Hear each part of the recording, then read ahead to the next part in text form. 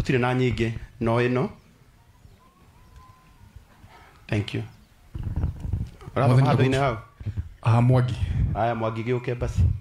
Ũkũrũgama haha athome wĩho.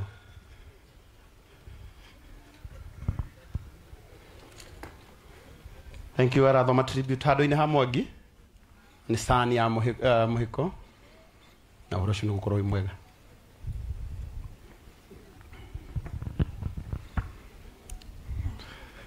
Mwathani agocwo.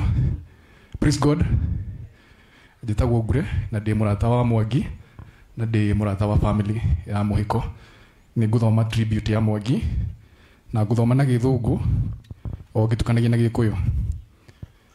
So this is Mwangi's tribute to his father.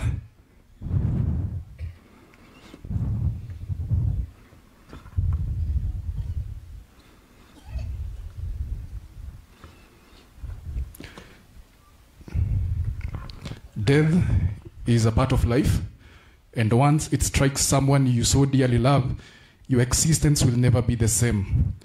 Dad has rested, and I know the pain of losing my dad will perhaps never leave me, and especially losing him in my arms.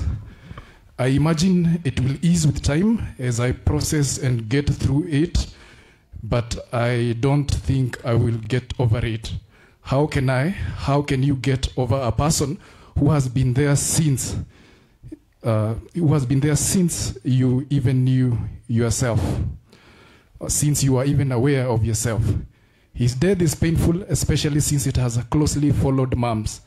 Dad was so many things to me and to us as the family. Number one, he was the loving father.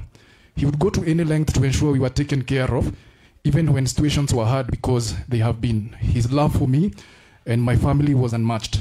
He had a special bond with my son, Miles. Miles was the only one who had the rights to stand on his glass table.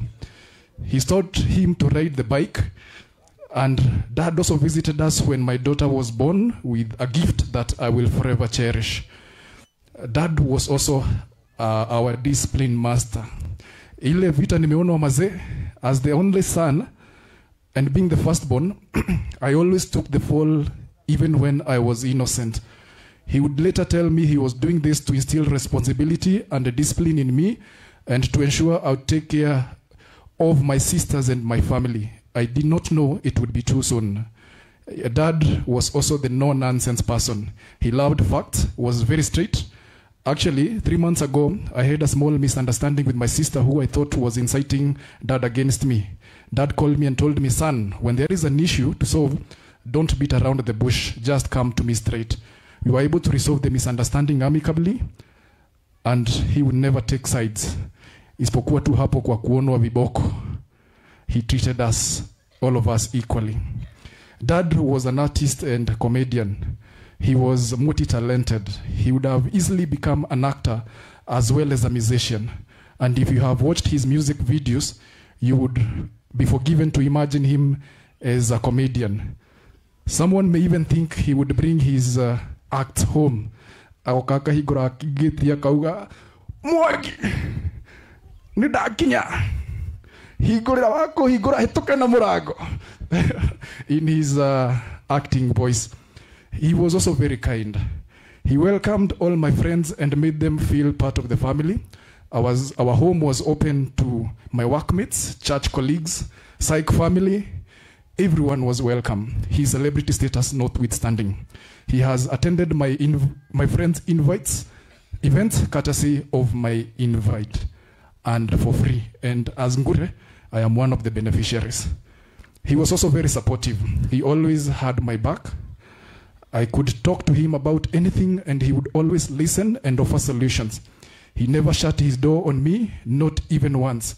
I will truly miss his reassuring support. His life, his influence, his energy is linked to mine, and now take comfort in knowing that my dad will never be in pain. Thus, that this world suffering is no longer something he has to endure. My dad, Muhiko, will forever be in my heart until the day it stops beating. And I am grateful that I am becoming a more fully realized human being, a more caring, compassionate, and empathetic person because of my dad. Still, I would forfeit any wisdom for the sake of having him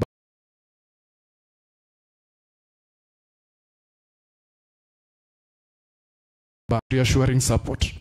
His life, his influence, his energy is linked to mine, and now take comfort in knowing that my dad will never be in pain. Thus, that this world suffering is no longer something he has to endure. My dad, Muhiko, will forever be in my heart until the day it stops beating.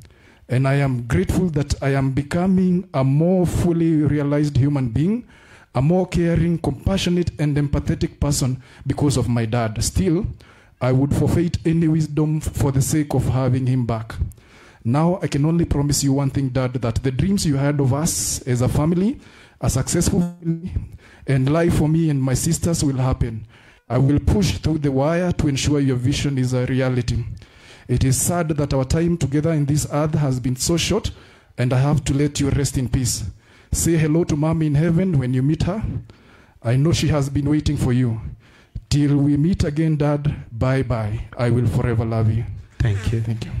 Thank you. Tuna tribute ya kairetu ka Muhiko kana ya wadari andu.